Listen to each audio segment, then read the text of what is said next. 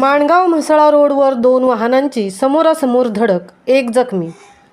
25 मार्च रोजी दुपारी 2:30 वाजण्याच्या सुमारास माणगाव ते म्हसळा रोडवर नळीफोडी गावाजवळ दोन वाहनांचा भीषण अपघात झाला.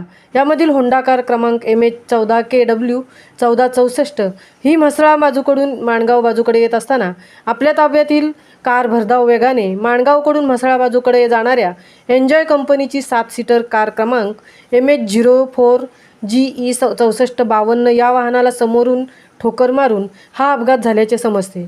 या अपघातात अमीर अझहर आलम शेख वय वर्ष 38 राहणार म्हसळा याच्या हाताला व पायाला गंभीर दुखापत होऊन रुग्णालयात दाखल केले असून दोन्ही वाहनांचा अतोनात नुकसान झाले आहे.